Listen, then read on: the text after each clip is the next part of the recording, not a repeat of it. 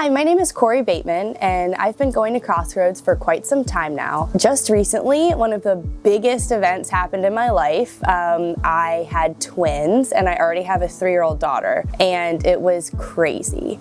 I needed a ton of help at the beginning, and it was very hands-on. And my parents were actually gone for the month of July, and so Crossroads really stepped in and filled the gap for us and really took care of our family. There were a handful of time slots that some women came over and held babies for me, and I was also given multiple meals at different times throughout the spring and summer. And so I just am so thankful for how my church community just came around me and helped me in a time where there was just so much to do.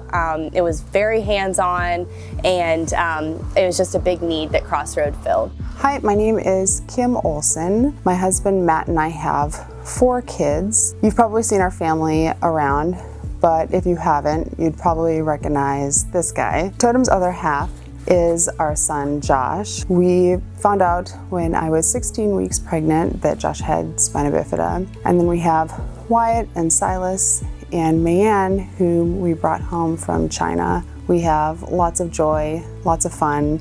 The kids are involved in lots of activities, but we also have a lot of appointments and surprises that come up too, such as hospitalizations and surgeries. Recently, our son was in the hospital and was hospitalized for 5 days, and CR Cares was so supportive.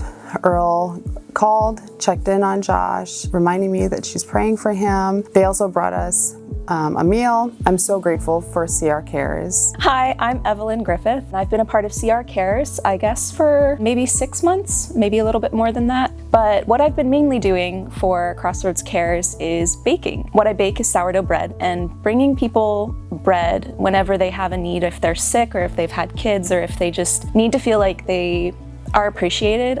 Bringing people bread is just something that I've always loved to do. I learned how to bake sourdough bread from the person who brought me to Christ. So it's always been kind of a faith-based thing for me. I would bake bread with her, and we would talk about the Lord, and we would talk about how good He's been to us, and then I'll bake bread either with people or by myself, and I'll think about how good Jesus has been to me. It's become, I guess, a very spiritually grounding thing for me. I think a lot of times when people think of volunteering, they think, oh no, that's another thing I have to do. But it doesn't have to be that way. Volunteering can be something that is you bringing something you already love to the table and just offering that to those around you, which I think is what the kingdom of God is all about.